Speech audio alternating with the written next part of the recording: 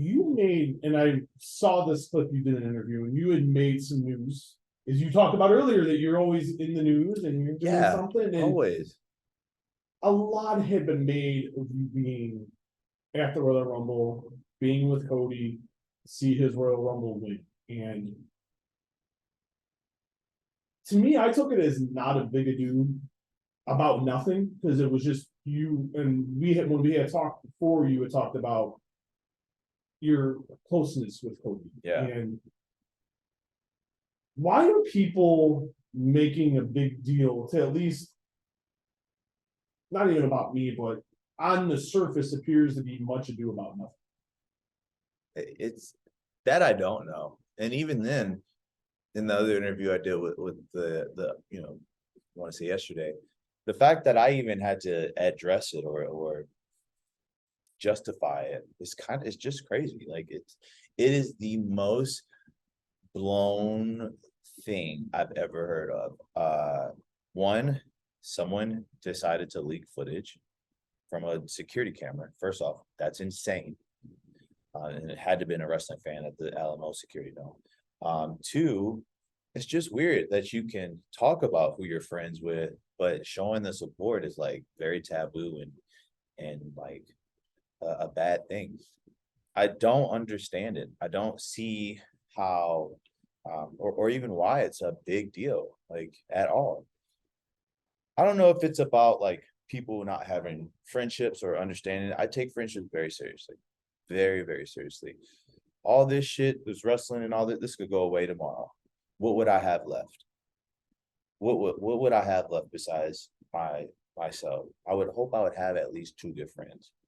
Two is even a wild number to even say. So I take friendship very, very seriously. And it's because of the way I grew up, the way that I've been raised, and the way that I am as a person. Like far or wide, it doesn't matter. We're still gonna be friends. And if I'm able to be there and support you, I will. No one talks about the fact that when Cody was injured, I went and checked up on him. You know what I'm saying? No one talks about that because that it just isn't public knowledge, and it doesn't have to be until now. I was gonna ask you why. I don't understand why it's a big deal to anybody. I get that it's cool. It's like it's buzzworthy and like, oh wow, this is kind of. I get that. I'll believe that. But to be questioned, to have my integrity questioned by some people about what an idiot. You know what I'm saying? Like, who are you? Who are you to do that? I don't know. It's a very weird thing. I get the old school aspect of it. I absolutely do. I understand it 1,000%. And me of all people, I respect the old traditions of wrestling, things like that. But one thing about me is I always feel like I'm an exception. And to me, if it's coming from a place of truthfulness, of good intent, I can never be in the wrong, regardless of what anyone says. So yeah, it's just a weird situation. A very, very odd situation that happened. And to me, if it happened again, like, all right, well, who cares? I don't know. I don't get it. I really still don't get it. What do you think?